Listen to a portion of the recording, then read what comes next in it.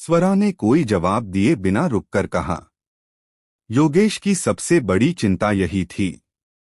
हालांकि जिन लोगों की ड्रैगन नसें टूटी हुई हैं, उनके ठीक होने की संभावना हो सकती है, लेकिन ड्रैगन मार्शल महाद्वीप पर ऐसा एक भी उदाहरण नहीं था कि किसी ने स्वरा जैसे व्यक्ति को ठीक किया हो जो बिना ड्रैगन नसें पैदा हुए थे। देव की प्रतिभा निश्चित रूप से उच्च थी और वह एक कीमियागर था, लेकिन योगेश के लिए उस पर भरोसा करने के लिए इतनी बड़ी कीमत चुकाना स्पष्ट रूप से असंभव था।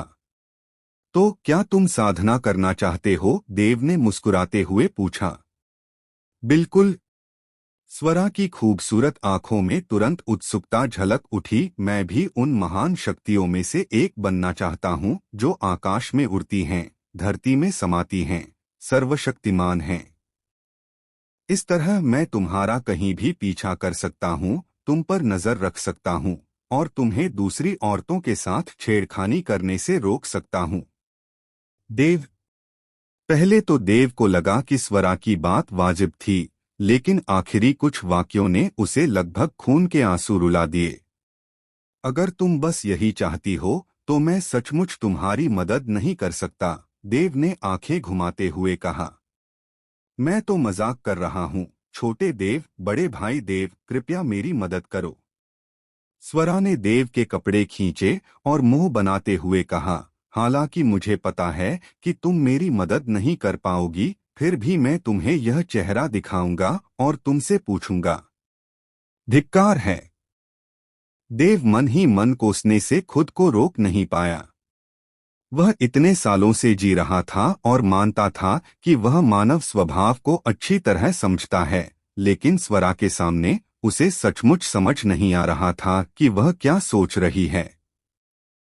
ललित एक तरफ खड़ा था, उसने अपना मुंह सिकोड़ा और चुपचाप चला गया।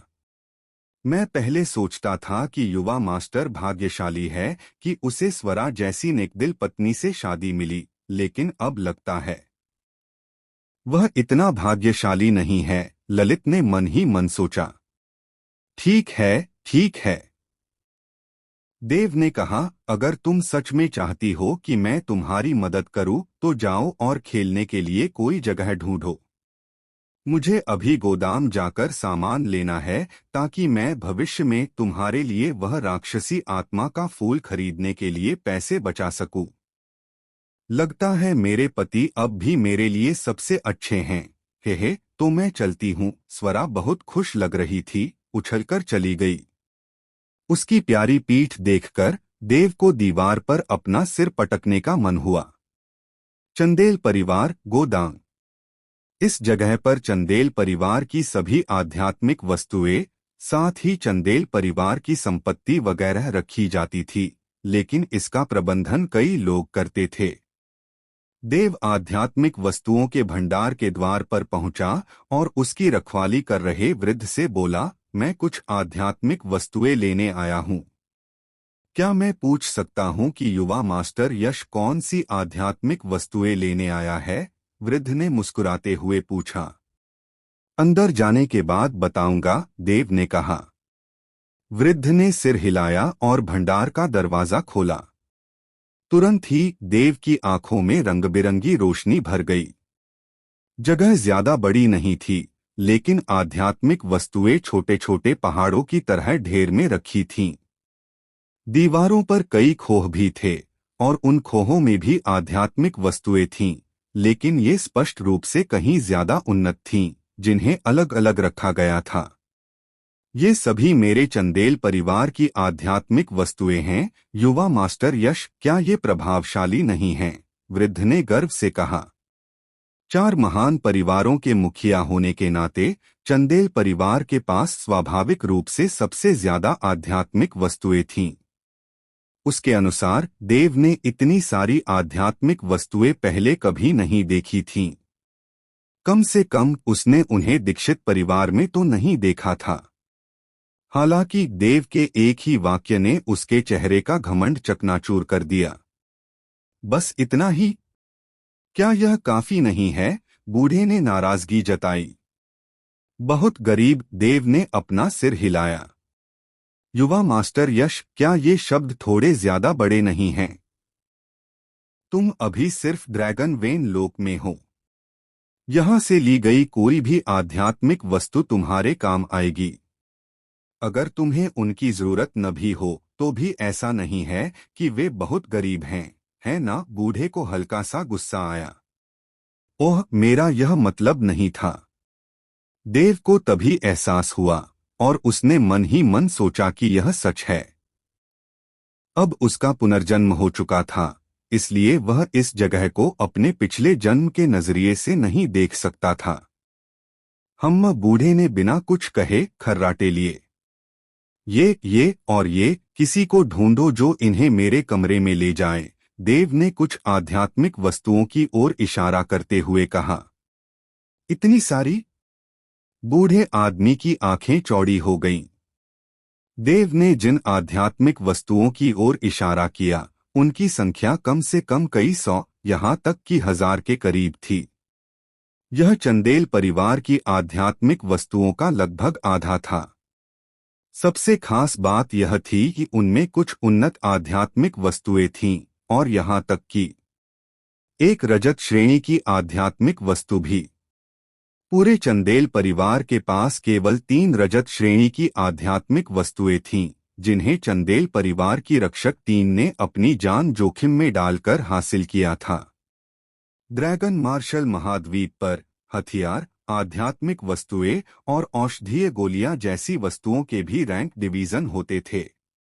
निम्नतम से उच्चतम तक ये थे: निम्न श्रेणी, मध्यवर्ती, उन्नत रजत श्रेणी, स्वर्ण श्रेणी, बैंगनी स्वर्ण श्रेणी, संत आत्मा श्रेणी, पृथ्वी अधो श्रेणी, स्वर्गीय गहन श्रेणी। और रजत श्रेणी से शुरू होकर प्रत्येक श्रेणी को निम्न श्रेणी, उच्च श्रेणी और शीर्ष श्रेणी में विभाजित किया गया था। उदाहरण के लिए, देव द्वारा परिष्कृत प्राचीन आत्मा की गोली एक उन्नत औषधीय गोली थी। रक्तोत्पादक गोली, जिसे देव शीर्ष श्रेणी कहते थे, ड्रैगन मार्शल महाद्वीप पर एक उन्नत औषधीय गोली और एक निम्न श्रेणी रजत श्रेणी की औषधीय गोली के बीच थी। एक निम्न श्रेणी रजत श्रेणी की औषधीय गोली 10 निम्न श्रेणी रजत श्रेणी की आध्यात्मिक वस्तुओं के बदले में पर्याप्त थी। नहीं, बूढ़े व्यक्ति ने देव द्वारा चुनी गई आध्यात्मिक वस्तुओं को देखा और तुरंत मना कर दिया। तुमने बहुत ज्यादा चुन ली हैं, और जहां तक उस रजत श्रेणी की आध्यात्मिक वस्तु की बात है, मेरे पूरे चंदेल परिवार के पास केवल 3 ही हैं। मेरे लिए उसे तुम्हें देना असंभव है। तुम्हारे कुलगुरु ने कहा है कि मेरा इलाज भी उनके जैसा ही है। क्या मुझे एक भी निम्न श्रेणी की सिल्वर ग्रेड की औषधीय गोली नहीं मिल सकती? देव ने पूछा। तुम्हारा इलाज कुलगुरु के इलाज जैसा ही है, लेकिन तुम्हारा उपनाम दीक्षित है। बूढ़े ने सिर हिलाया। देव की भौहें सिकुड़ गईं, फिर वह तुरंत मुस्कुरा दिया। ठीक है, मेरा उपनाम दीक्षित है, और मैं तुम्हारे चंदेल परिवार से एक भी चीज नहीं लूंगा। उसके शब्द निकलते ही देव मुड़ा और गोदाम से बाहर चला गया। उसने शुरू में इन सामग्रियों का इस्तेमाल कीमिया के लिए करने का इरादा किया था। उसने जिन औषधीय गोलियों को परिष्कृत किया था, वे स्वाभाविक रूप से चंदेल परिवार को दी जाएंगी, क्योंकि उन्हें चंदेल परिवार की वस्तुओं से परिष्कृत किया गया था। लेकिन उसने यह उम्मीद नहीं की थी कि चंदेल परिवार के सदस्य इतने घमंडी थे। उनकी नाक लगभग आसमान की ओर थी, और उन्होंने उसे बिल्कुल भी नजरअंदाज कर दिया। ओह, तुम फिर से मेरे चंदेल परिवार के गोदाम में भाग गए। तभी वह जानी पहचानी उत्तेजक आवाज फिर गूंजी। अभिमन्यु लोगों के एक समूह के साथ प्रकट हुआ। देव का रास्ता रोकने के बाद उसने गोदाम में बैठे बूढ़े आदमी की ओर देखा और कहा, इस आदमी के लिए दरवाजा खोलने की इजाजत किसने दी? इसे मेरे चंदेल परिवार की आध्यात्मिक वस्तुएं लेने की इजाजत किसने दी? बूढ़े आदमी ने सिर हिलाया और कहा, उसने कुछ नहीं लिया। कुछ नहीं लिया? फिर वह यहाँ क्यों भागा? क्या हो सकता है कि वह इलाके का जायजा लेने की योजना बना रहा हो, किसी अंधेरी और तूफानी रात का इंतजार कर रहा हो ताकि वह कुछ चुरा ले? अभिमन्यु ने व्यंग्य किया। हाँ हाँ हाँ हाँ, युवा गुरु अभिमन्यु सही कह रहे हैं। मुझे लगता है यह आदमी जरूर यही सोच रहा होगा। बिल्कुल, उसके दीक्षित परिवार के पास इतनी सारी आध्यात्मिक वस्तुएं कब थीं? अगर तुम कहो कि उसके मन में चोरी के इरादे नहीं थे, तो मुझे यकीन नहीं होगा। चूहा तो चूहा ही होता है, जहां भी जाता है उससे नफरत होती है।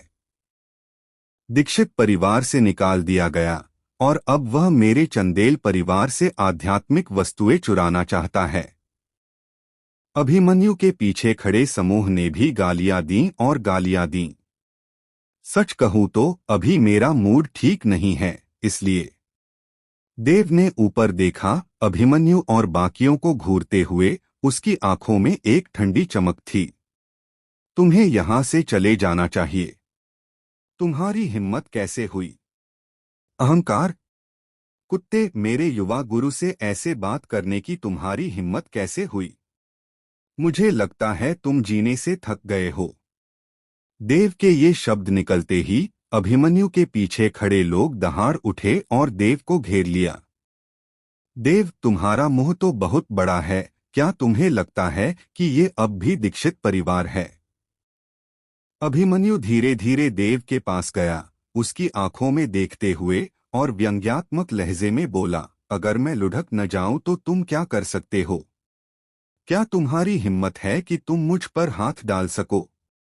कोशिश करके देखो। उसे यकीन था कि देव कोई कदम उठाने की हिम्मत नहीं करेगा। आखिरकार ये चंदेल परिवार था और उसके पिता चंदेल परिवार के सबसे ताकतवर अतिथि बुजुर्ग थे, सिर्फ एक व्यक्ति के बाद दूसरे नंबर पर और 10,000 से ऊपर। योगेश को भी अपने पिता के साथ विनम्र होना पड़ा। मैं तुम्हें एक और मौका दूंगा। दफा हो जाओ, देव ने उदासीनता से कहा। हाँ हाँ हाँ, मुझे एक और मौका दो।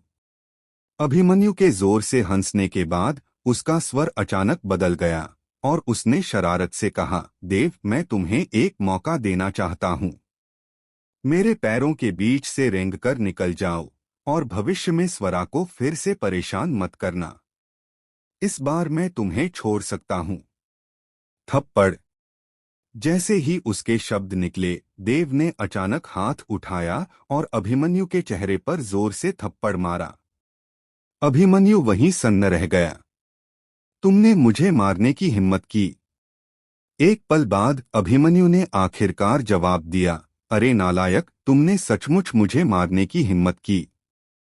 देव ने ठंडी सांस ली और बिना एक शब्द कहे उसने फिर से वार किया, उसकी गर्दन पकड़ ली और उसे शून्य लोक में फेंक दिया। अभिमन्यु की आकृति तुरंत 4-5 मीटर ऊपर उछल गई। देव ने अपने पैर से जमीन पर थपथपाया, उसकी आकृति ऊपर की ओर उछल गई। शून्य लोक में उसका दाहिना पैर गेंद की तरह शानदार ढंग से बाहर निकला और एक धमाके के साथ अभिमन्यु की छाती पर लगा। धमाका। एक धीमी आवाज गूंजी, अभिमन्यु का शरीर कांप उठा, फिर उसने ताजा खून थूका और पीछे की ओर उड़ गया हिंसक रूप से। देव, तुम मौत की तलाश में हो। अभिमन्यु के अनुचरों के चेहरे बदल गए। देव की चाल बहुत तेज थी, इतनी तेज कि वे बिल्कुल भी प्रतिक्रिया नहीं दे सके। जो कोई भी चाल चलने की हिम्मत करेगा, मैं उसकी साधना को पंगु बना दूंगा। देव की नजर किसी तेज ब्लेड की तरह इन लोगों पर घूम गई। ये लोग सिर्फ ड्रैगन शिरा क्षेत्र में थे और उन्होंने बहुत कम ड्रैगन शिराएं खोली थीं। इसलिए वे अभिमन्यु के अनुचर बनने को तैयार थे। तुलनात्मक रूप से अभिमन्यु की साधना बहुत ऊंची थी, वह पहले से ही ड्रैगन रक्त क्षेत्र के प्रारंभिक चरण में था। वे चाल चलना चाहते थे, लेकिन अभिमन्यु की पिटाई इतनी बुरी हालत में हो चुकी थी। अगर वे ऊपर जाते तो क्या उनकी पिटाई नहीं होती? वापस जाओ और उसके पिता से कहो कि मेरे दरवाजे पर आकर माफी मांगे, वरना मैं उसे जब भी देखूंगा पीटूंगा। देव चला गया। उसकी ठंडी आवाज धीरे धीरे धीमी पड़ रही थी। वापस माफी मांगे। मेहमान एल्डर हरीश को माफी मांगने दे। हम्मा, तुम तो सच में मौत की तलाश में हो। उन गुर्गों ने मन ही मन ठंडी सांस ली, लेकिन ऊपर से वे एक शब्द भी कहने की हिम्मत नहीं जुटा पाए। अगर देव ने न भी कहा होता तो भी वे वापस जाकर हरीश को इस बारे में बता देते, लेकिन उनकी राय में हरीश को इस बारे में पता चलने के बाद यह शायद माफी नहीं होगी। युवा मास्टर अभिमन्यु, क्या आप ठीक हैं? कोई अभिमन्यु को उठाने के लिए आया। दफा हो जाओ तुम निकम्मों के झुंड। अभिमन्यु ने दांत पीस लिए। उसका चेहरा गुस्से से तड़प उठा। मुझे वापस लाओ।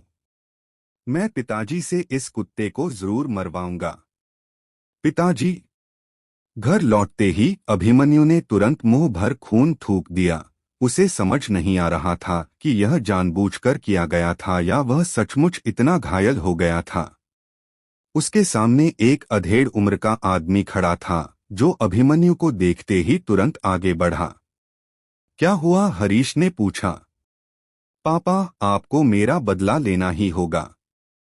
हरीश चिल्लाया। उस कुत्ते देव ने मुझे नाराज देखकर मुझ पर सीधा हमला कर दिया। मैंने उससे कहा था कि तुम मेरे पापा हो, लेकिन उसने मेरी एक न सुनी और उसके हमले और भी बेरहम होते गए। बेटा इस गुस्से को बर्दाश्त नहीं कर सकता। देव। हरीश ने भौहें चढ़ाई।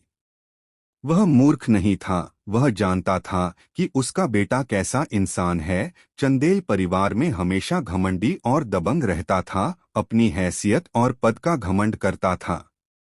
अभिमन्यु को नजरअंदाज करते हुए हरीश ने दूसरों की तरफ देखा। बताओ, आखिर हुआ क्या था? यंग मास्टर ने जो कहा वह सच है। देव ने बेवजह यंग मास्टर को परेशान किया और यंग मास्टर को यंग मिस स्वरा के पास न आने की चेतावनी भी दी और कहा कि तुम उसके दरवाजे पर आकर माफी मांगो, वरना वह यंग मास्टर को हर बार देखते ही पीटता। किसी ने जल्दी से कहा। बकवास। हरीश ने उस व्यक्ति के मुंह पर तमाचा मारा। अभिमन्यु कैसा इंसान है मुझे नहीं पता। अगर तुमने फिर से कुछ छिपाने की हिम्मत की तो मैं तुम्हें अपंग बना दूंगा। पिताजी, सच में ऐसा ही है। अभिमन्यु चौंक गया। चुप रहो।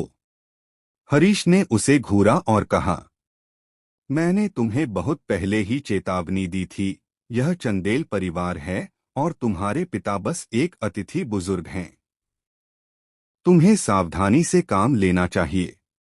पहले तो सब ठीक था, लेकिन इस बार तुमने देव को उकसाया। क्या तुम जानते हो कि वह कौन है? क्या तुम जानते हो कि वह कितना ताकतवर है? अगर तुम मेरे बेटे नहीं होते तो मैं तुम्हें सचमुच थप्पड़ मारकर मार डालता। यह। अभिमन्यु एक पल के लिए स्तब्ध रह गया। क्या उसके पिता बहुत सुरक्षात्मक नहीं थे? आज वह ऐसे क्यों हो गए थे? आखिर हुआ क्या था? जल्दी बताओ, हरीश ने फिर कहा। हाँ, यंग मास्टर ने पहले देव को उकसाया था, किसी ने फुसफुसाते हुए कहा, लेकिन यंग मास्टर ज्यादा जोर नहीं दे रहे थे। वो बस नहीं चाहते थे कि देव फिर से यंग मिस स्वरा के करीब आए, लेकिन उन्हें उम्मीद नहीं थी कि देव इतना घमंडी होकर सीधे तौर पर कोई कदम उठाएगा। बेटा बदमाश। हरीश ने गुस्से से कहा। देव तो पहले से ही दूसरी यंग मिस का पति है। तुमने उसे क्यों उकसाया? देव की ताकत से वो एक झटके में तुम में से 10 लोगों को मार सकता है। वो सिर्फ ड्रैगन वेन लोक में है और उसकी कोई खास पृष्ठभूमि नहीं है। अभिमन्यु बुदबुदाया। थप्पड़। हरीश ने उसे सीधे थप्पड़ मारा, फिर ठंडी सांस ली और कमरे से बाहर चला गया। हरीश ने खुद मुख्य हॉल में देव को 20 ड्रैगन वेन के साथ फूटते हुए देखा था। ताकत की बात करें तो हालांकि देव सिर्फ ड्रैगन शिरा क्षेत्र में था, उन 20 ड्रैगन शिराओं के साथ वह अभिमन्यु जैसे ड्रैगन रक्त क्षेत्र के साधकों को आसानी से परास्त कर सकता था। यहाँ तक कि त्यागी परिवार के मध्य चरण के ड्रैगन रक्त क्षेत्र के रक्षक को भी देव ने सीधे मार गिराया था। पृष्ठभूमि के बारे में? हाँ, देव की फिलहाल कोई पृष्ठभूमि नहीं थी। सभी को लगता था कि वह दीक्षित परिवार पर निर्भर है, लेकिन हरीश जानता था कि अगर देव तैयार हो तो कम से कम कोई 7वीं श्रेणी का संप्रदाय या उससे ऊपर का संप्रदाय देव की पृष्ठभूमि बन जाएगा। उस समय उसकी तो बात ही छोड़िए, एक साधारण अतिथि एल्डर, यहाँ तक कि पूरा चंदेल परिवार या यहाँ तक कि हान संप्रदाय भी जरा भी गुस्ताखी करने की हिम्मत नहीं करेगा। देव के दरवाजे के बाहर हरीश कुल 5 पैकेट लेकर खड़ा था। वहां से गुजर रहे कई लोग इस दृश्य को देखकर कुछ हैरान रह गए। अतिथि एल्डर हरीश यहाँ खड़े क्या कर रहे हैं? लगता है उन पैकेटों में आध्यात्मिक वस्तुएं हैं। अतिथि एल्डर हरीश के हाव भाव बहुत अच्छे नहीं लग रहे। चंदेल परिवार के सबसे शक्तिशाली अतिथि एल्डर होने के नाते चंदेल परिवार में हर कोई हरीश को जानता था।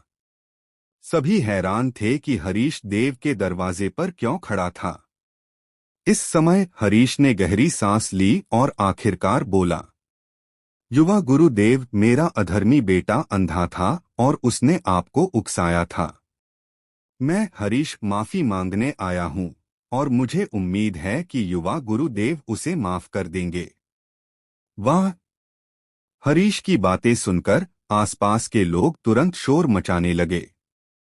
क्या क्या मैंने सही सुना? अतिथि एल्डर हरीश असल में देव से माफी मांगने आए थे। क्या हुआ? मैंने सुना है कि अभिमन्यु का देव से कुछ झगड़ा हुआ था और देव ने उसकी पिटाई कर दी थी। बस इतनी सी बात के लिए? अतिथि एल्डर हरीश के रुतबे और ताकत को देखते हुए उन्हें यहाँ परेशानी खड़ी करने के लिए होना चाहिए, माफी मांगने के लिए नहीं, है ना?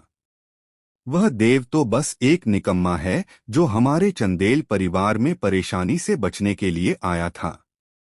अतिथि एल्डर हरीश इतना डर कैसे सकता है? आसपास के लोगों की बातें सुनकर हरीश अविचलित रहा।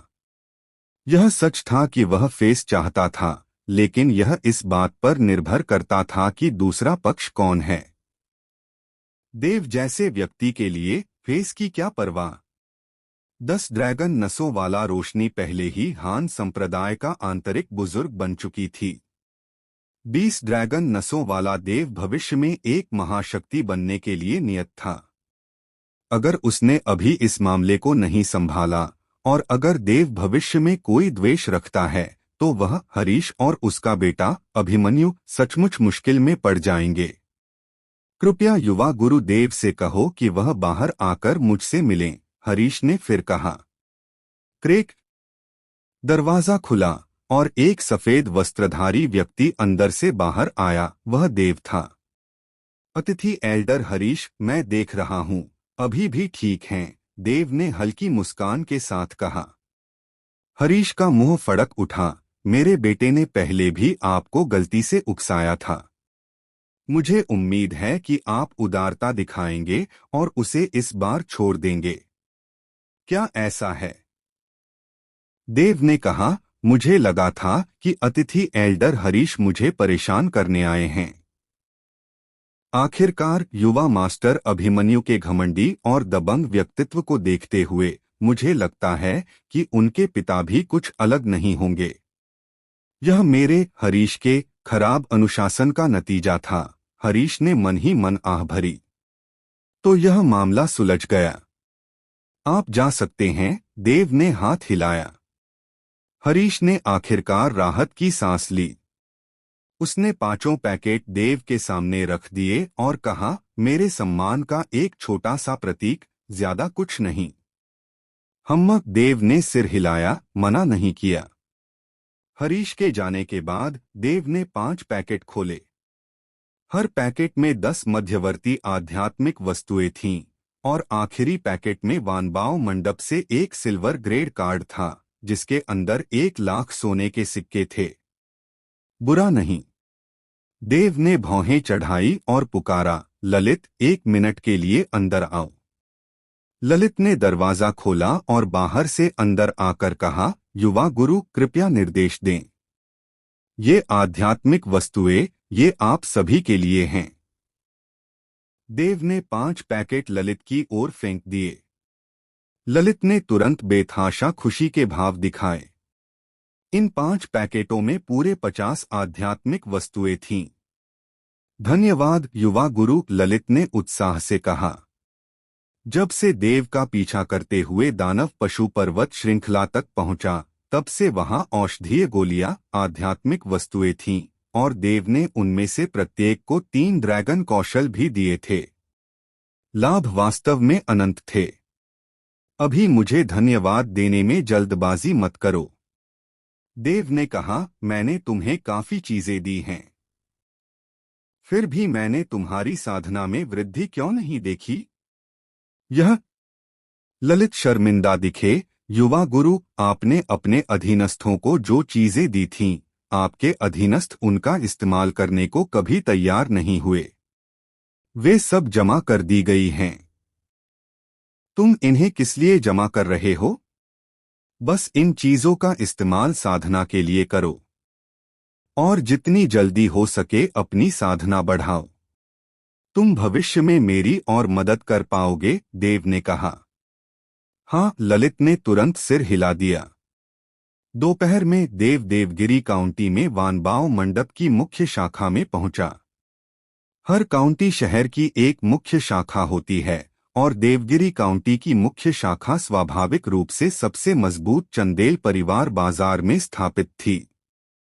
सुनसान दीक्षित परिवार बाजार की तुलना में चंदेल परिवार बाजार में ज्यादा लोग थे। यह चहल पहल से भरा हुआ था। हालांकि पहले चंदेल परिवार बाजार में इतनी भीड़ नहीं होती थी, लेकिन इस दौरान लोगों की आवाजाही बढ़ रही थी। बाजार के बाहर से देखने पर लोगों की घनी भीड़ दिखाई दे रही थी।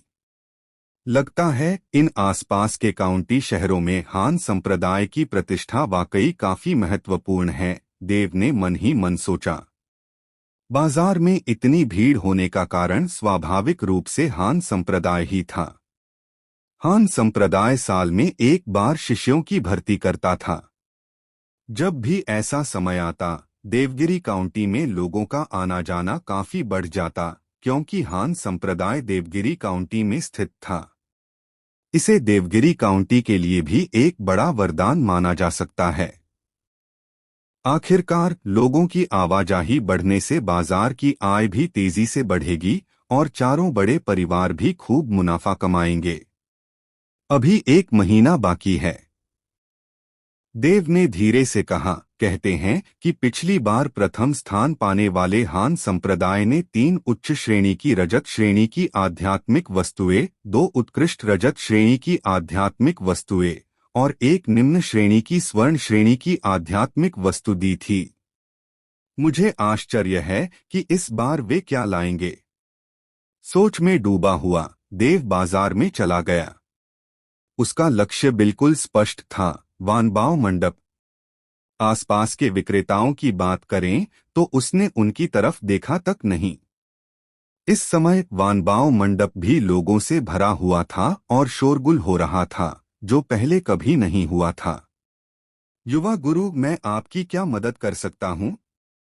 जैसे ही देव वानबाव मंडप में दाखिल हुआ, एक खूबसूरत महिला तुरंत वहां आ गई। यह महिला बेहद खूबसूरत थी, रोशनी या स्वरा से कम नहीं, और उसकी आभा मनमोहक थी। उसकी आंखें मानो बोल रही थीं, और उसकी नजरों से मिलते ही कोई भी उनमें गहराई से डूब सकता था। ड्रैगन स्पिरिट लोक। देव ने एक नजर में उस महिला की साधना को पहचान लिया। हालांकि उसने अपनी क्यूई को नियंत्रित कर रखा था, फिर भी देव ड्रैगन स्पिरिट लोक के स्तर को आसानी से भांप सकती थी। लगता है यह महिला कोई साधारण दासी नहीं है। देव ने दूसरे पक्ष को एक अर्थपूर्ण नजर से देखा। हालांकि महिला चौंक गई, यह सोचकर कि क्या इस आदमी ने मेरी साधना को देख लिया है। एक संक्षिप्त अनुभूति के बाद देव केवल ड्रैगन शिरालोक में थी, इसलिए महिला तुरंत शांत हुई और मुस्कुराई। अगर युवा गुरु को कोई जरूरत हो तो समीक्षा मदद कर सकती है।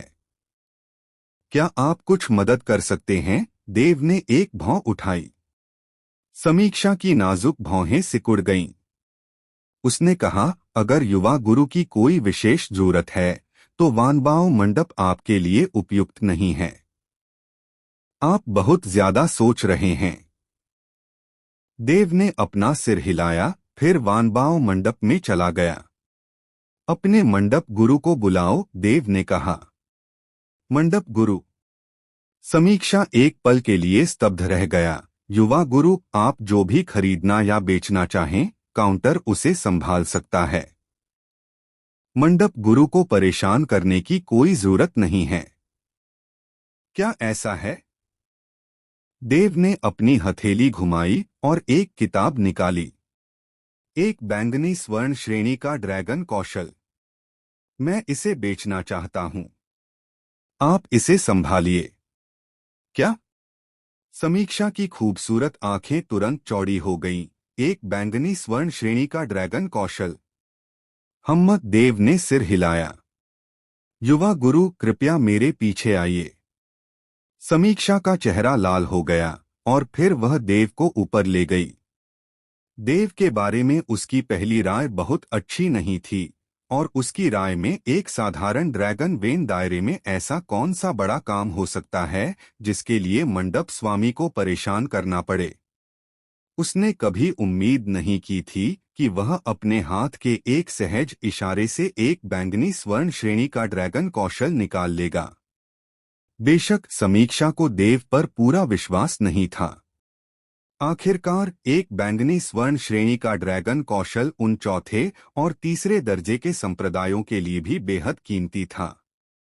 एक ड्रैगन वेन दायरे में बैंगनी स्वर्ण श्रेणी का ड्रैगन कौशल कैसे हो सकता है? अगर यह सच था तो इसकी एक ही वजह थी। उसे किस्मत का साथ मिला था। समीक्षा के नेतृत्व में दोनों तीसरी मंजिल के एक कमरे में पहुंचे। मंडप स्वामी। एक बूढ़ा आदमी अंदर बैठा था।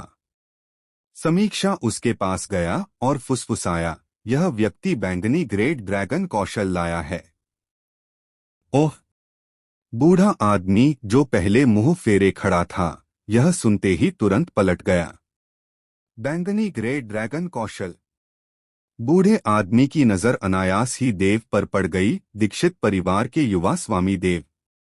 मैं देव हूं, लेकिन अब मैं दीक्षित परिवार का सदस्य नहीं हूं, देव ने उदासीनता से कहा।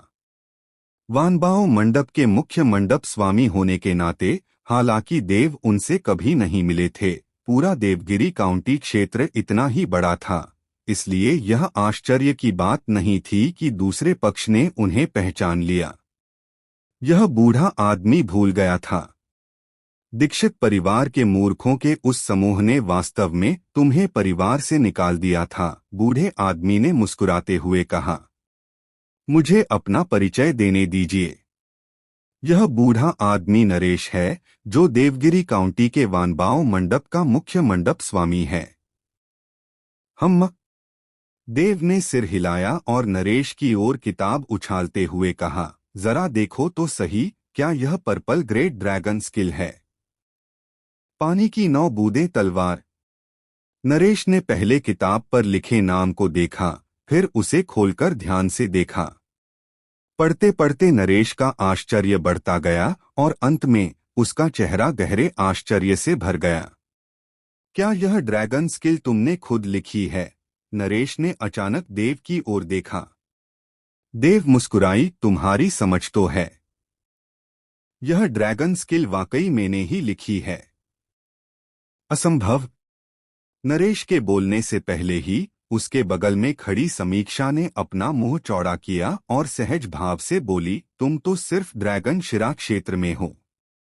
तुम बैंगनी श्रेणी का ड्रैगन कौशल कैसे लिख सकते हो? बैंगनी श्रेणी का ड्रैगन कौशल तो छोड़ो, तुम तो रजत श्रेणी का ड्रैगन कौशल भी नहीं लिख सकते। ड्रैगन कौशल लिखना ड्रैगन कौशल को उकेरने के बराबर है, और उससे भी ज्यादा। ड्रैगन कौशल बनाने के बराबर। ड्रैगन कौशल लिखने के लिए सहायक के रूप में शक्तिशाली मानसिक ऊर्जा की आवश्यकता होती है और आवश्यक क्षेत्र बहुत ऊंचा होता है। ड्रैगन कौशल का पद जितना ऊंचा होगा उतनी ही अधिक मानसिक ऊर्जा और उतना ही ऊंचा क्षेत्र आवश्यक होगा। समीक्षा और नरेश की नज़र में शायद यह 9 बूंद जल तलवार देव ने खुद नहीं बनाई थी, बल्कि उसे बहुत भाग्य मिला था और उसने इसे किसी तरह प्राप्त किया था। हालांकि इसे चाहे किसी भी तरह से प्राप्त किया गया हो, एक ड्रैगन शिरा क्षेत्र देव जिसके पास न तो मानसिक ऊर्जा थी और न ही कोई क्षेत्र, इसे लिख ही नहीं सकता था।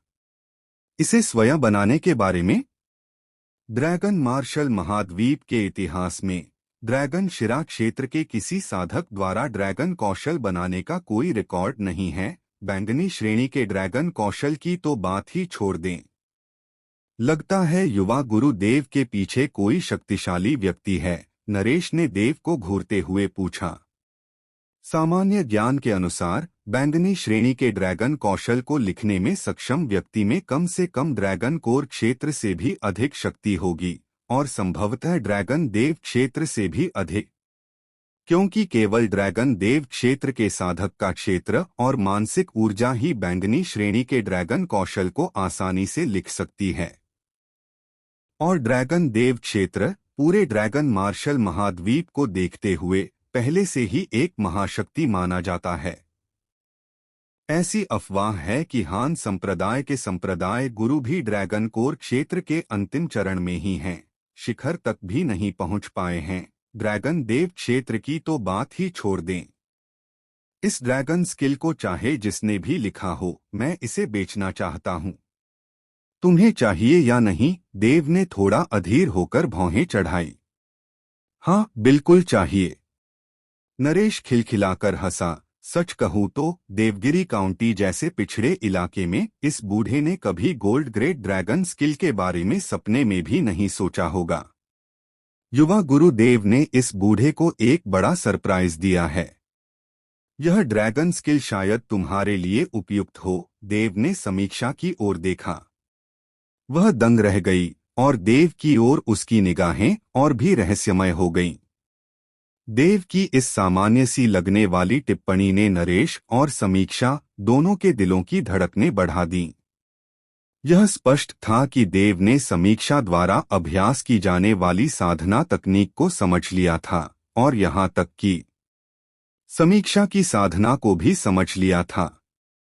युवा गुरुदेव इस ड्रैगन स्किल के लिए कितनी रकम मांगना चाहते हैं? नरेश ने पूछा। देव ने एक पल सोचा और कहा, मैंने सुना है कि 3 महीने बाद नीलामी में एक राक्षसी आत्मा का फूल होगा। तो युवा गुरुदेव को दानव आत्मा पुष्प में रुचि है। नरेश ने एक कड़वी मुस्कान दी और अपना सिर हिलाया। यह बैंगनी ग्रेड ड्रैगन कौशल उस दानव आत्मा पुष्प के बदले में जरूर बदला जा सकता है, लेकिन दानव आत्मा पुष्प के स्वामी ने निर्देश दिया है कि इस वस्तु की नीलामी की जानी चाहिए और इसे किसी भी चीज के बदले नहीं दिया जाएगा। क्या ऐसा है? देव ने सिर हिलाया, फिर कहा, ऐसी स्थिति में मुझे दानव आत्मा पुष्प नहीं चाहिए। मैं इसे 10 निम्न श्रेणी के आत्मा रत्नों के बदले में दे दूंगा। सहमत? नरेश ने सीधे सिर हिलाया। 10 निम्न श्रेणी के आत्मा रत्नों के बदले एक बैंगनी ग्रेड ड्रैगन कौशल, यह एक आसान विनिमय था। आत्मा रत्न ड्रैगन मार्शल महाद्वीप की वास्तविक सामान्य मुद्रा हैं। जहां तक उन तथाकथित स्वर्ण सिक्कों की बात है, वे केवल सामान्य लोगों या निम्नस्तरीय साधकों द्वारा उपयोग की जाने वाली मुद्रा हैं। एक निम्न श्रेणी के आत्मा रत्न को 10 लाख स्वर्ण सिक्कों के बदले में बदला जा सकता है। मुद्रा के रूप में काम करने के अलावा स्पिरिट स्टोन का एक और उपयोग है साधना के लिए। स्पिरिट स्टोन उन महाशक्तियों के अलावा जो उन्हें स्वर्ग और पृथ्वी की आध्यात्मिक ऊर्जा के साथ बलपूर्वक संघनित कर सकते हैं, केवल खनन के माध्यम से ही प्राप्त किए जा सकते हैं।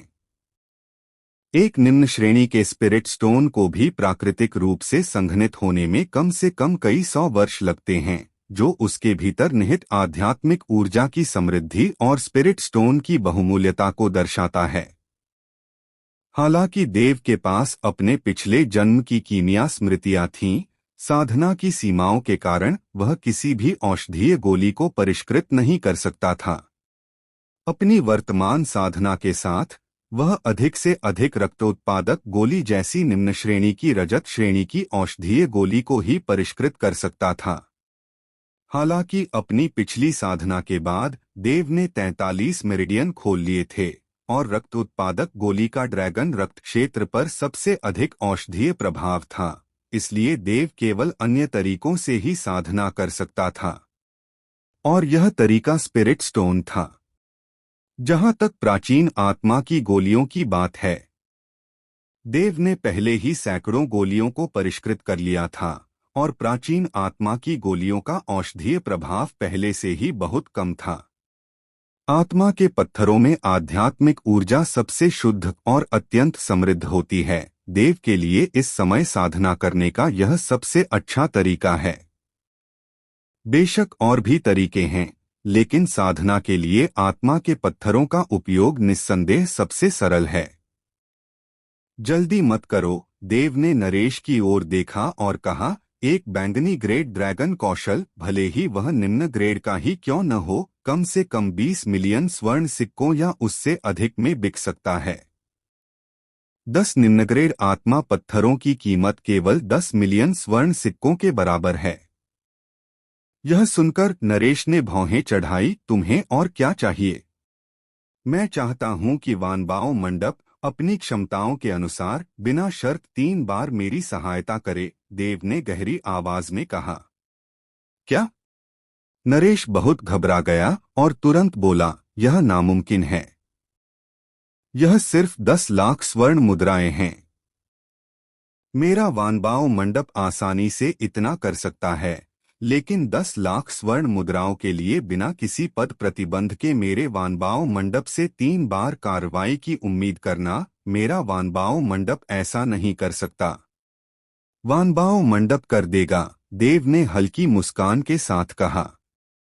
समीक्षा, जो उसके बगल में था, भौहें चढ़ाए बिना नहीं रह सका। तुम्हें यह आत्मविश्वास कहाँ से मिलता है? वानबाओ मंडप ड्रैगन मार्शल महाद्वीप की सबसे बड़ी सेनाओं में से एक है। क्या हमारे ड्रैगन सम्राट क्षेत्र और ड्रैगन श्रद्धेय क्षेत्र के साधकों को भी तुम्हारे लिए काम करना चाहिए? मुझे आश्चर्य है कि क्या तुमने टेलीपोर्टेशन एरे नामक किसी संरचना के बारे में सुना है, देव ने अचानक कहा। Teleportation array? ये क्या है? नरेश हैरान दिख रहा था। देव ने अपने माथे पर थपकी दी। तुम सही कह रहे हो, तुमने तो फॉर्मेशन के बारे में भी नहीं सुना। टेलीपोर्टेशन एरे की तो बात ही छोड़ो। तुम तो ऐसे बात कर रहे हो जैसे तुम्हें बहुत ज्ञान हो, समीक्षा ने नाक भौं सिकोड़ी। देव के बारे में उसकी धारणा पहले से ही अच्छी नहीं थी और उसे अब बात को इतना लंबा खींचते देखकर स्वाभाविक रूप से उसका धैर्य जवाब दे गया। कम से कम तुमसे ज्यादा ज्ञानी तो है। देव ने समीक्षा की तरफ देखा। तुम? जैसे ही समीक्षा बोलने ही वाला था, नरेश ने बीच में ही टोक दिया। युवा गुरुदेव, कृपया पहले समझाएं, ये टेलीपोर्टेशन एरे क्या है? तुम्हें पता होना चाहिए कि ड्रैगन मार्शल महाद्वीप के महाशक्तिशाली ग्रह बेहद तेज होते हैं। देव ने समझाया, ड्रैगन सॉवरेन दायरे और ड्रैगन रेवरेंट दायरे के साधकों की तो बात ही छोड़िए, ड्रैगन कोर दायरे का साधक भी एक कदम में कई ली पार कर सकता है, जो जमीन को 1 इंच छोटा करने या यहाँ तक कि एक क्षणिक गति के बराबर है। हाँ, ड्रैगन कोर दायरे के शक्तिशाली लोग पहले से ही स्वर्ग और पृथ्वी की शक्ति को नियंत्रित कर सकते हैं और वास्तव में कुछ स्थानिक बाधाओं को तोड़कर एक कदम में कई ली पार करने की क्षमता प्राप्त कर सकते हैं। नरेश ने सिर हिलाया। लेकिन वे यह केवल अकेले ही कर सकते हैं।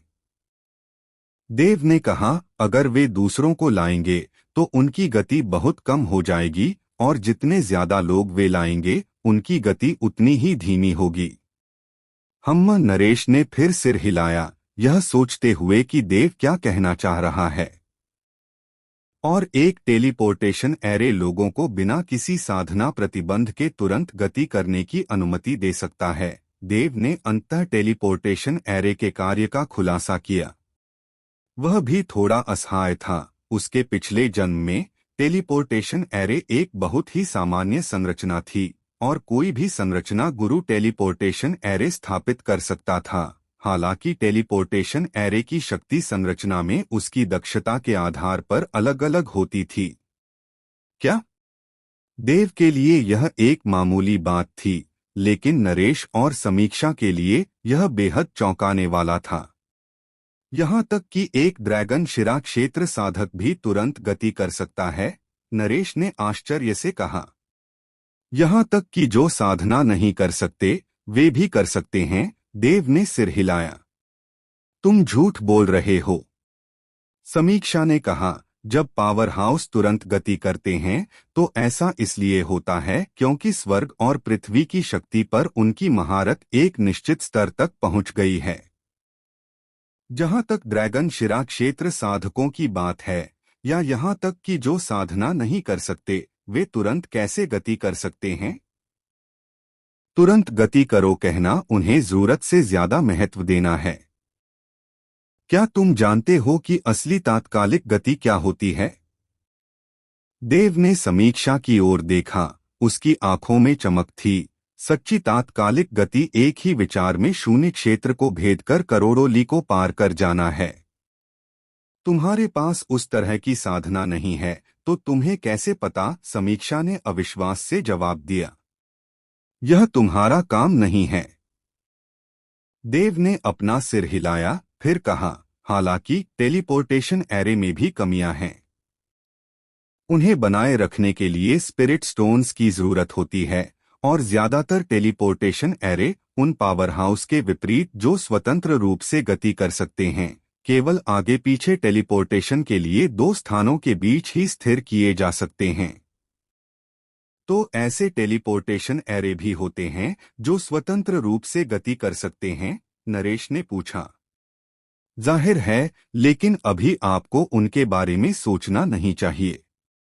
उस तरह के टेलीपोर्टेशन एरे के लिए जरूरी सामग्री बहुत ही आश्चर्यजनक है, यहाँ तक कि वानबाओ मंडप को भी शायद इसकी कमी महसूस होगी, देव ने उदासीनता से कहा। समीक्षा ने अपना छोटा सा सिर झुकाया। क्या आपको पता है कि वानबाओ मंडप में कितनी दौलत है? इस ड्रैगन मार्शल महाद्वीप में ऐसी कोई चीज नहीं है जो हमारा वानबाओ मंडप न खरीद सके। तो आप वाकई कमाल हैं, देव ने प्रशंसा में अपनी जीभ चटकाई, हालांकि स्पष्ट रूप से ईमानदारी से नहीं। वानबाओ मंडप की दौलत? अगर यह देव के पिछले जन्म में होता तो उसके द्वारा निकाली गई एक वस्तु पूरे ड्रैगन मार्शल महाद्वीप की दौलत के बराबर होती। वानबाओ मंडप की तो बात ही छोड़ दीजिए। यह कैसा रहेगा? देव ने आगे कहा, मैं उस बैंगनी स्वर्ण श्रेणी के ड्रैगन कौशल को 20 निम्न श्रेणी के स्पिरिट स्टोन्स से बदल दूंगा। यह कहकर देव उठ खड़ा हुआ, मानो नरेश द्वारा स्पिरिट स्टोन्स लाने के बाद वह जाने के लिए तैयार हो। इतनी जल्दी मत करो। दूसरी ओर नरेश चिंतित था। देवगिरी काउंटी वानबाओ मंडप का प्रमुख होने के नाते स्वाभाविक रूप से उसमें कुछ व्यावसायिक सूझबूझ थी। थोड़ा सोचने पर वह जानता था कि टेलीपोर्टेशन एरे से उसे कितना पैसा मिल सकता है। चलो टेलीपोर्टेशन एरे मामले पर आगे चर्चा करते हैं, नरेश ने कहा। चर्चा? देव ने नरेश की ओर देखा। वानबाओ मंडप मेरी 3 बार मदद कर चुका है और मैं तुम्हें 3 टेलीपोर्टेशन एरे बनाने में मदद करूंगा। लेकिन सामग्री तुम्हें तैयार करनी होगी और मेरी साधना सीमित है, इसलिए अभी मैं पूरे देवगिरी काउंटी में ही टेलीपोर्टेशन एरे बना सकता हूं। इस टेलीपोर्टेशन एरे के संचालन के लिए कुछ स्पिरिट स्टोन की जरूरत तो नहीं पड़ेगी, है ना? और टेलीपोर्टेशन के लिए कितने स्पिरिट स्टोन की जरूरत होगी? नरेश ने सीधे मुद्दे पर आते हुए पूछा। संचालन के लिए इसे हर महीने केवल एक निम्न श्रेणी के स्पिरिट स्टोन की जरूरत होती है, आखिरकार देवगिरी काउंटी बहुत बड़ा नहीं है। हालांकि टेलीपोर्टेशन एरे बनाने के लिए सामग्री थोड़ी कीमती है, लेकिन निश्चित रूप से वानबाओ मंडप उन्हें आसानी से प्राप्त कर सकेगा। जहां तक टेलीपोर्टेशन की बात है, एक निम्न श्रेणी का स्पिरिट स्टोन 10 लाख लोगों को टेलीपोर्ट करने के लिए पर्याप्त है, देव ने कहा। एक निम्न श्रेणी का स्पिरिट स्टोन 10 लाख स्वर्ण मुद्राओं के बराबर होता है, फिर भी यह 10 लाख लोगों को टेलीपोर्ट कर सकता है। अगर एक व्यक्ति से 10 स्वर्ण मुद्राएं ली जाए तो 10 लाख 10 गुना मुनाफा। नरेश की आंखें तुरंत चमक उठीं। सबसे कम होने पर भी पूरे देवगिरी काउंटी की अस्थायी जनसंख्या 10 लाख से ज्यादा थी और एक साधक के लिए 10 स्वर्ण मुद्राएं वास्तव में ज्यादा नहीं थीं। सीधे शब्दों में कहें तो अगर कोई साधक कहीं जाना चाहता है तो क्या वह कई दिन यात्रा में लगाना पसंद करेगा या तुरंत पहुंचने के लिए 10 स्वर्ण मुद्राएं खर्च करेगा? अगर कोई आपात स्थिति हो तो क्या होगा? जवाब साफ था। जरा रुको। नरेश ने अपनी बात खत्म की और कमरे से बाहर चले गए।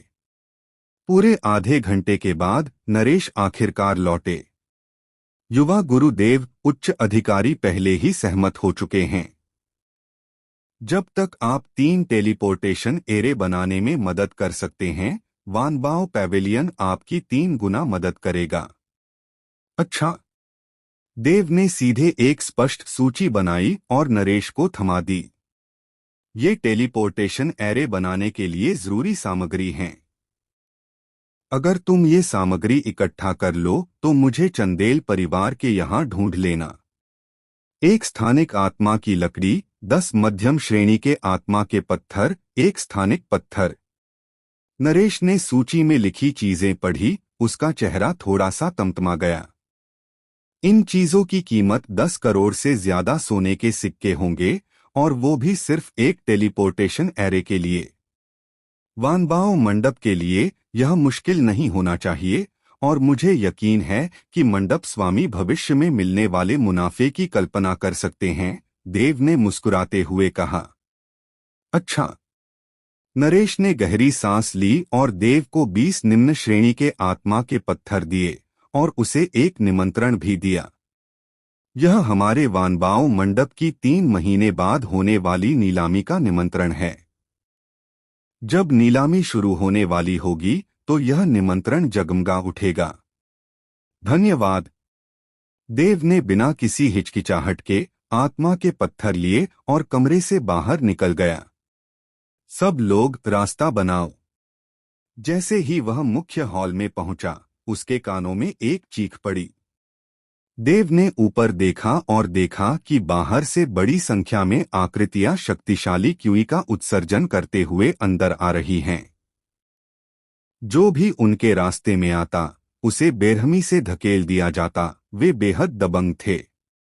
भीड़ के बीच में एक युवक आलीशान ब्रोकेड के वस्त्र पहने खड़ा था, जो स्पष्ट रूप से एक कुलीन वंशज था। उसके दोनों ओर 2 युवक खड़े थे, जो झुककर प्रणाम कर रहे थे। उनके चेहरे चापलूसी और चापलूसी से भरे हुए थे। ये वे हैं। देव की आंखें सिकुड़ गईं और उसके होठों पर एक मुस्कान आ गई। ये दोनों कोई और नहीं बल्कि दीप और करण थीं। हालांकि इस समय उस भव्य वस्त्रधारी युवक के सामने वे दोनों कुत्तों की तरह थे। युवक ऊपर था और वे झुककर खुजला रहे थे। देव की नजरों को भांपते हुए दोनों ने ऊपर देखा और देखा कि देव उन पर मंद मंद मुस्कुरा रहा है और सीढ़ियों से कदम कदम नीचे उतर रहा है। ओह, क्या यह देव नहीं है? मेरे दीक्षित परिवार का प्रतिभाशाली, दीप ने देव को देखते ही तुरंत चिल्लाया। करण ने भी यिन और यांग अंदाज में कहा, दीक्षित परिवार का प्रतिभाशाली? वह अब दीक्षित परिवार का हिस्सा नहीं है ना?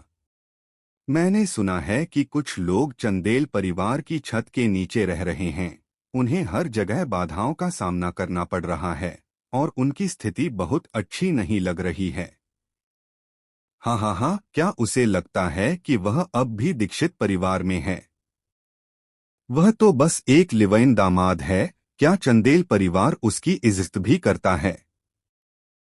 सही कहा। अगर चंदेल परिवार की दूसरी युवा कुमारी उससे शादी करने की जिद न करती तो शायद इस निकम्मे को दुबे परिवार के कुलपिता ने बहुत पहले ही मार डाला होता और उसकी कब्र पर घास पहले ही बहुत ऊंची हो चुकी होती।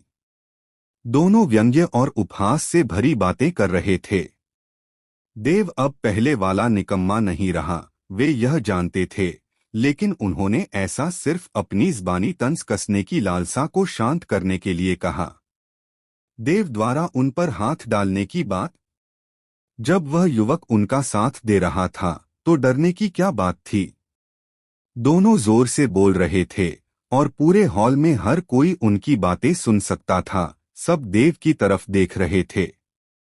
देव ने दुबे परिवार के युवा गुरु को मार डाला था और त्यागी परिवार के युवा गुरु को घुटने टेकने पर मजबूर कर दिया था, जिससे दीक्षित परिवार लगभग तबाह हो गया था क्योंकि दोनों परिवार लोगों को ला रहे थे, लेकिन अंततः देव को परिवार से निकाल दिया गया और चंदेल परिवार ने हस्तक्षेप किया, जिसके कारण देव इस विपत्ति से बच गया। देवगिरी काउंटी इतना ही बड़ा था और बहुत से लोग इस मामले के बारे में जानते थे और इसे रात के खाने के बाद बातचीत का एक दिलचस्प विषय मानते थे। क्या वह देव है? वह कुछ दिलचस्प है, लेकिन वह अभी ड्रैगन शिरा क्षेत्र में है। फिर भी मैंने सुना है कि उसने ड्रैगन रक्त क्षेत्र में किसी को हरा दिया है। पराजित? इस युवक ने सीधे मध्य चरण के ड्रैगन रक्त क्षेत्र के एक विशेषज्ञ को सीधे मार गिराया। अन्य काउंटी के कुछ लोग भी चर्चा करने लगे, देव को जिज्ञासा से देखते हुए। इन कई निगाहों के बीच देव शांत रहा, धीरे धीरे हॉल के बाहर की ओर चल पड़ा। जहां तक करण और दीप की बात है, उसने ऐसा व्यवहार किया जैसे उसने उन्हें देखा ही न हो, उन्हें पूरी तरह से नजरअंदाज कर दिया। यह देखकर दीप की आंखें गहरी हो गईं और उसने युवक से फुसफुसाते हुए कहा, युवा गुरु विवान, यह वही निकम्मा देव है जिसके बारे में मैंने तुम्हें बताया था। यही वह है जिसने देवगिरी काउंटी की सबसे खूबसूरत महिला पर कब्जा कर रखा था। हाँ हाँ हाँ, करण ने भी जल्दी से कहा, मुझे समझ नहीं आ रहा, देव में ऐसा कौन सा गुण या योग्यता है? चंदेल परिवार की दूसरी युवती को उससे इतना लगाव क्यों हो गया? मेरी राय में यह आदमी युवा गुरु विवान से बिल्कुल अलग है। सिर्फ युवा गुरु विवान ही चंदेल परिवार की दूसरी युवती के लायक है। दोनों ने आग में घी डालते हुए कहा कि कुछ दिनों के संपर्क के बाद वे इस युवक को पहले ही कुछ हद तक समझ चुके थे, यह जानते हुए कि उसका सबसे बड़ा शौक औरतें हैं। अगर कोई और वजह न होती तो वे युवक को देव के प्रति नफरत के लिए उकसा ही नहीं पाते, इसलिए वे सिर्फ स्वरा को बहाने के तौर पर इस्तेमाल कर सकते थे। दरअसल उनकी बातें सुनते ही युवा गुरु विवान की आंखें चमक उठीं और उन्होंने तुरंत कहा, क्या वह स्वरा जिसका तुमने जिक्र किया था सचमुच इतनी खूबसूरत है? बिल्कुल। दीप ने अपनी जांघ पर थपथपाया, उसके चेहरे पर मोह का भाव था। युवा गुरु विवान, आप नहीं जानते, शुरू में देवगिरी काउंटी में अफवाह थी कि स्वरा बेहद बदसूरत है और हमने इस पर यकीन कर लिया था, लेकिन हमने कभी उम्मीद नहीं की थी कि वह इतनी खूबसूरत होगी, बिल्कुल किसी स्वर्गीय अमर की तरह। यह कहना कोई अतिशयोक्ति नहीं है कि अगर कोई ऐसी औरत के साथ सो सके तो यह 3 जन्मों के लिए एक आशीर्वाद होगा। काश अगर मेरी नाकाबिलियत न होती तो मैं सचमुच स्वरा से शादी का प्रस्ताव रखना चाहता। करण ने भी आह भरी और अपना सिर बगल से हिलाया। जैसे ही वे बातें कर रहे थे, युवा गुरु विवान का दिल तेजी से धड़कने लगा। उनका नाम विवान था, जो क्लाउड काउंटी के मेघ परिवार के युवा गुरु थे। क्लाउड काउंटी में मेघ परिवार का रुतबा बहुत ऊंचा नहीं कहा जा सकता था, लेकिन आखिरकार वे काउंटी शहर में एक बड़ा परिवार थे। भले ही वे उतने अच्छे न हों, फिर भी वे देवगिरी काउंटी के 4 बड़े परिवारों से कहीं ज्यादा मजबूत थे और यहाँ तक कि चंदेल परिवार को भी उनका आदरपूर्वक पालन करना पड़ता था। विवान की उम्र दीप और बाकी लोगों जितनी ही थी, लेकिन उन्होंने कई महिलाओं के साथ संबंध बनाए थे। इस बार देवगिरी काउंटी की उनकी यात्रा सबसे पहले यह देखने के लिए थी कि क्या वे हान संप्रदाय में शामिल हो सकते हैं, और दूसरी बात स्वाभाविक रूप से एक रोमांटिक विजय के लिए। क्लाउड काउंटी में उनकी लापरवाही से काम करने की हिम्मत नहीं थी, लेकिन इस छोटे से देवगिरी काउंटी में क्या वे हिम्मत नहीं करेंगे? युवा गुरु विवान, आपके रुतबे को देखते हुए जब तक आप आदेश देंगे, देव जरूर आज्ञाकारी होकर स्वरा को सौंप देगा। करण उकसाती रही। क्या उसकी हिम्मत है कि उसे सौंपे नहीं? विवान ने घूर कर देखा और देव पर, जो हॉल से बाहर निकलने ही वाला था, चिल्लाया, रुको। लेकिन देव ऐसे व्यवहार कर रहा था जैसे उसने सुना ही न हो, फिर भी स्थिर गति से चल रहा था। अरे, क्या तुमने सुना नहीं कि मैंने क्या कहा? विवान ने हाथ हिलाया और तुरंत दो अधेड़ उम्र के आदमियों ने देव का रास्ता रोक लिया। युवा गुरु ने तुम्हें रुकने को कहा था, क्या तुम बहरे हो? उनमें से एक ने कहा। इसी समय विवान भी दीप और दूसरे के साथ वहां आ गया। मैं युवा गुरु विवान हूँ, क्लाउड काउंटी के मेघ परिवार के कुलपिता का पुत्र। मुझे लगता है तुमने मेरे बारे में सुना होगा, है ना? विवान ने ऊपर देखते हुए विनम्रता से कहा। तुम्हारे बारे में कभी नहीं सुना, देव ने सिर हिलाया। दूसरों ने विवान के बारे में सुना होगा, क्योंकि काउंटी शहर के ऐसे बिगड़ैल बेटे काफी मशहूर थे, लेकिन देव ने सचमुच उसके बारे में नहीं सुना था। बेशर्म!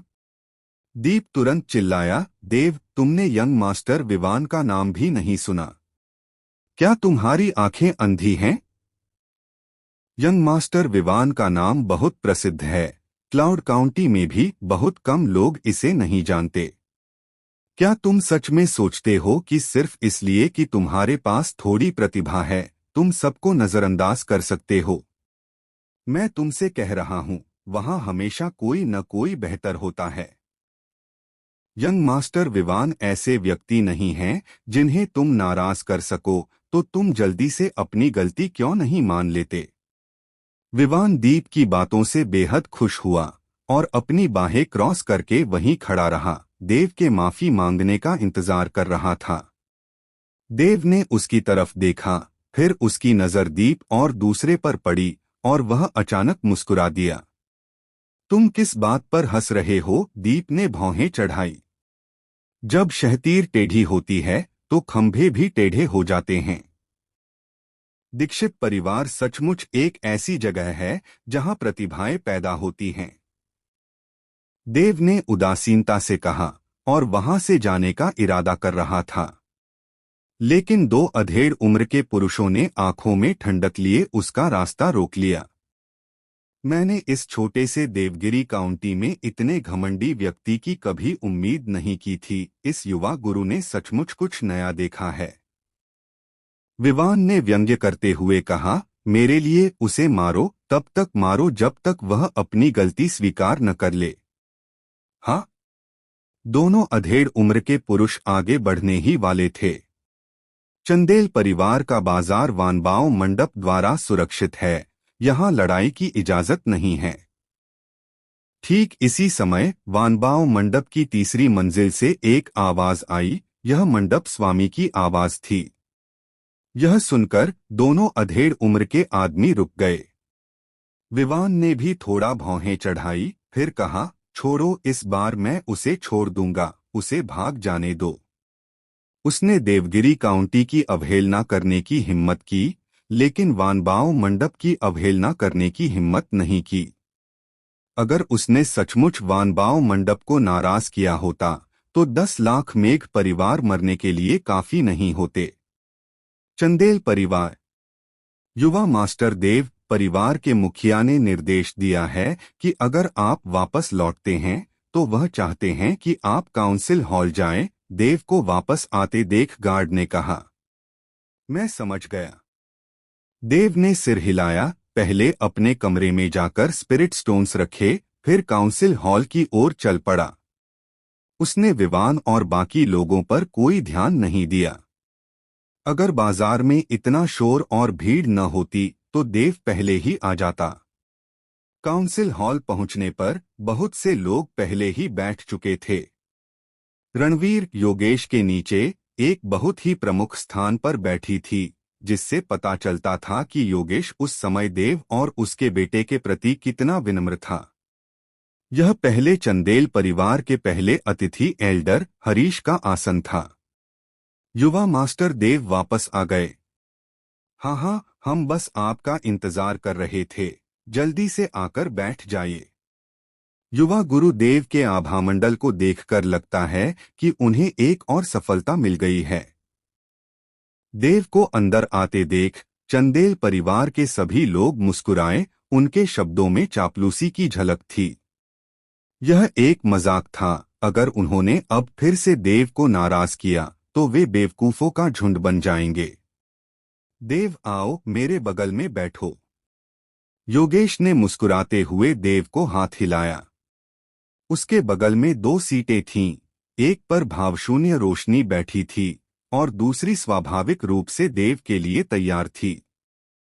स्वरा की बात करें तो वह साधना नहीं कर सकती थी, इसलिए वह आमतौर पर पारिवारिक बैठकों में शामिल नहीं होती थी। देव ने बिना किसी हिचकिचाहट के वहीं बैठ गई। आज मैंने यहाँ सभी को किसी और काम के लिए नहीं बुलाया है, बस नीचे वालों को यह बताने के लिए कि हान संप्रदाय की वार्षिक शिष्य भर्ती शुरू होने वाली है। देवगिरी काउंटी में लोगों का आना जाना पहले से कहीं ज्यादा है। कई लोग दूसरे काउंटी से हैं और मेरी जांच के अनुसार कुछ तो काउंटी शहर से भी हैं, योगेश ने कहा। हम परिवार प्रमुख का आशय समझते हैं, हरीश ने कहा। हम नीचे वालों को नियंत्रित करेंगे और उन्हें इस दौरान ज्यादा सतर्क रहने के लिए कहेंगे। हम, योगेश ने सिर हिलाया, फिर कहा, खुफिया जानकारी के अनुसार इस बार जो लोग आए हैं उनमें 4 ऐसी ताकतें हैं जिन्हें बिल्कुल भी नाराज नहीं किया जा सकता।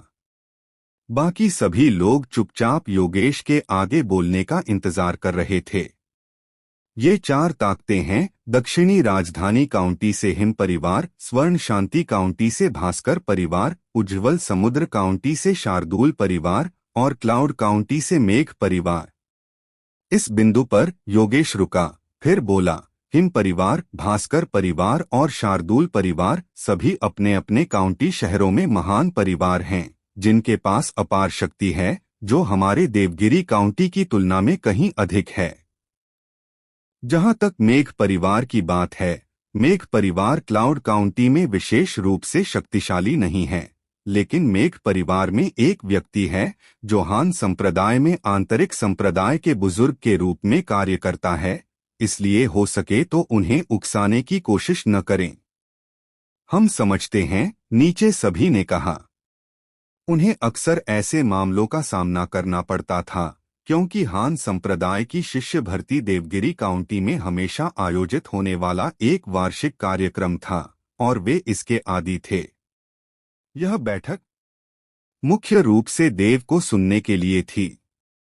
हालांकि देव में प्रतिभा थी, लेकिन उसका व्यक्तित्व बहुत घमंडी था और योगेश देव को सीधे तौर पर नहीं बता सकता था, इसलिए उसने यह तरीका निकाला। ठीक है, चूंकि आप सब जानते हैं तो जाकर अपने लोगों को हिदायत दो कि वे किसी को नाराज न करें। मैंने उन्हें पहले ही नाराज कर दिया है। योगेश की बात पूरी होने से पहले ही बगल से एक शांत आवाज आई। हम। यह सुनकर सबने देव की तरफ देखा। देव, तुम्हारा क्या मतलब है? योगेश ने पूछा। मैं अभी वानबाओ मंडप गया था और संयोग से मेघ परिवार के विवान से टकरा गया। थोड़ी झड़प हुई, लेकिन कोई लड़ाई नहीं हुई, देव ने कहा। रणवीर उसके बगल में कड़वी मुस्कान के साथ मुस्कुराया। उसे कैसे समझ नहीं आया कि यह चंदेल परिवार की मुलाकात असल में उसके बेटे और उसके लिए थी। उसे उम्मीद नहीं थी कि उसका अच्छा बेटा इससे पहले विवान को नाराज कर चुका होगा। कैसा झगड़ा? युवा गुरुदेव, आप। काश मुझे डर था कि ऐसा होगा। ऐसा पहले कभी नहीं हुआ। नीचे बैठे सभी लोग बोल रहे थे, साफ तौर पर इस बात से बहुत नाराज थे कि देव ने विवान को नाराज किया था। देव और उसके बेटे के आने से पहले चंदेल परिवार ने काउंटी शहर के किसी भी व्यक्ति को कभी नाराज नहीं किया था। आते ही उन्होंने चंदेल परिवार के लिए मुसीबत खड़ी कर दी। सौभाग्य से हमने मेघ परिवार को नाराज किया है, बाकी 3 महान परिवारों को नहीं। हरीश ने कहा, लेकिन यह अभी भी थोड़ा परेशान करने वाला है। हालांकि युवा कुमारी हान संप्रदाय में एक आंतरिक संप्रदाय की बुजुर्ग भी हैं, मेघ परिवार आखिरकार क्लाउड काउंटी का एक परिवार है जो हमारे चंदेल परिवार से कहीं ज्यादा मजबूत है। झगड़ा क्यों हुआ? योगेश ने भौहें चढ़ाई। तुम्हें जल्द ही पता चल जाएगा। देव खड़ी हुई और धीरे धीरे हॉल से बाहर चली गई। अगर और कुछ नहीं है तो मैं विदा लेता हूं। सभी ने देव की पीछे हटती हुई आकृति को देखा। उनकी भौहें नाराजगी से भरी हुई थीं।